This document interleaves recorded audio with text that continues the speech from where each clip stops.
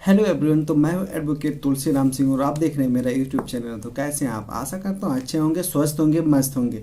देखिए, सहन शक्ति एक शब्द है, सहन शक्ति, जिसको आप अच्छे से समझ लें तो काफ़ी आपकी जो लाइफ होगी वो काफ़ी अच्छी हो जाएगी। तनाव से मुक्ति मिल जाएगी। तो इसी टॉपिक पे हम बात करते हैं। जैसे होता क्या है, एक बार मैं जिसका अभी नाम लेने जा रहा हूँ, बड़े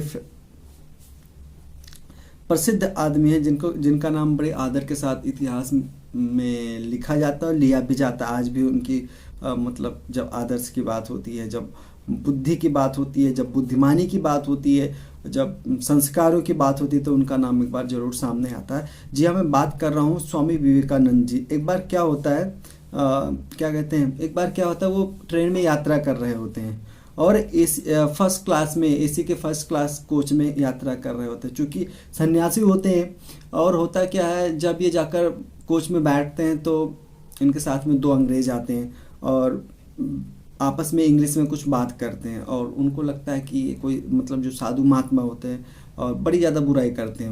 उनको लगता है कि जो साधु महात्मा पढ़े लिखे नहीं होते, उनको इंग्लिश नहीं आती है, बहुत ज़्यादा बुराई करते हैं। जो साधु महात्मा ऐसे होते हैं, साधु महात्मा जो होते हैं, क्या नाम है, जो सन्यासी होते हैं, दूसरों के पैसे पर घूमते हैं, ये वो फलाना, बहुत सारी बुराई करते हैं। तकरीबन ये ऐसे करते हैं, उनको काफ़ी समय बीत जाता है, बहुत समय लग जाता है। और स्वामी विवेकानंद जी जो होते हैं, वो उनकी बातों को हमें ऐसे सुनते रहते हैं चुपचाप बैठे।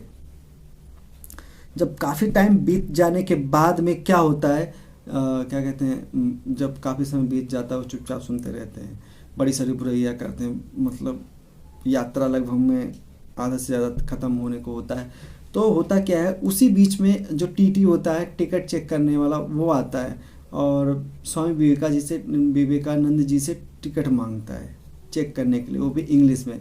तो स्वामी विवेकानंद जी क्या करते हैं, उसको इंग्लिश में ही बात करके उसको टिकट चेक करने के लिए देते हैं। और जब ऐसा होता है तो वो दोनों जो व्यक्ति होते हैं, स्वामी विवेकानंद जी के बात करने के तरीके को देखकर, उसके बाद में क्या होता है, वो बेचारे एकदम अजीब से परेशान हो जाते हैं कि इनको तो इंग्लिश भी आती है, इस सन्यासी को तो इंग्लिश भी आती है, ये पढ़ा लिखा आदमी है। उनको फिर बाद, काफ़ी समय बाद में उनको बड़ा दुख होता है कि, मतलब उनको पश्चाताप होता। तो जब यात्रा स्वामी विवेकानंद जी की ख़त्म होने वाली होती है कि हाँ, अब थोड़ी देर बाद आगे उतरना है, तो होता क्या है, फिर वो अंग्रेज आते हैं उनके पास में और पूछते हैं कि स्वामी जी ये बताइए, आप इतने क्या कहते हैं, इतने महान आदमी हैं, मतलब इतने टाइम से, मतलब आप बहुत बड़े महान आदमी हैं, इतने देरी से हम आपकी बुराई कर रहे हैं, आपको, आप समझ भी रहे हैं कि हम आपकी बुराई कर रहे हैं, आपको पता भी चल रहा है। हम तो ये सोच रहे थे कि आपको पता नहीं चल रहा है, बट अब हमें पता, मतलब अभी पता चला कि आप सब समझ रहे थे। इसके बावजूद आपने हमारी क्या कहते हैं, हमें उल्ट के कोई जवाब नहीं दिया।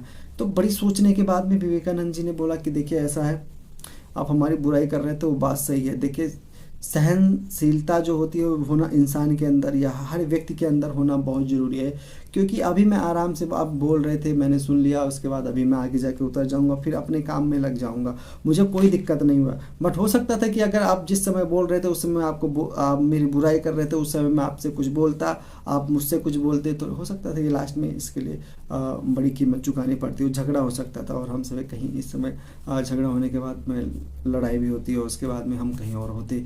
तो कहने का मतलब, इससे ये सीख मिलती है कि हमारे अंदर सहनशीलता होना बहुत ज़रूरी है। अगर हमारा कोई जैसे बुराई कर रहा है, मैं ये नहीं कह रहा हूँ कि आप 100% स्वामी विवेकानंद जी बन जाए, बट हाँ, एक चीज़ है, अगर आप बनने की कोशिश करेंगे या बन जाएंगे तो आपको बहुत सारी मुसीबत जो होती है, बहुत सारी लड़ाई झगड़े होते हैं, जो फालतू की चीज़ें होती हैं, जिनसे आप छुटकारा पा सकते हैं, आपको उसकी वजह से आपको परेशानी नहीं होगी।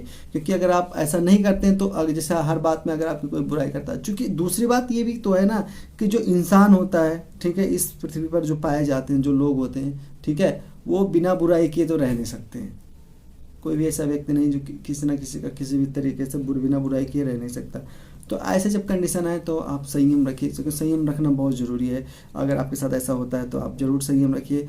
और आशा करता हूँ कि अगर आप ऐसा करते हैं, आप संयम रखते हैं, बर्दाश्त करेंगे, तो आप बहुत बड़ी मुसीबत से भी बच सकते हैं, लड़ाई झगड़े से बच सकते हैं, जिसमें आपका फालतू एनर्जी नहीं खर्च होगा। चाहे वो पैसा हो, चाहे बुद्धि हो, चाहे समय हो, आपका खर्च बिल्कुल नहीं होगा। और आप अपने, केवल आप अपने गोल पर, जो आपके आपका जो लक्ष्य है, जो रोज का काम है, उस पर ध्यान दीजिए।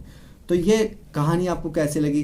जो आपके इतिहास के जो जाने माने जो हस्ती हैं, ठीक है, स्वामी विवेकानंद जी से, उनकी मतलब क्या कहते हैं, उनकी तो इतनी बड़ी कहानी है कि जो मैं आप लोगों को बता नहीं सकता इस छोटे से वीडियो में, बट मैंने थोड़ा सा उनके लाइफ के थोड़ी सी एक्सपीरियंस आप लोगों के साथ रखने की कोशिश की है। तो फिर मिलूंगा एक नई वीडियो के साथ, तब तक के लिए जय हिंद।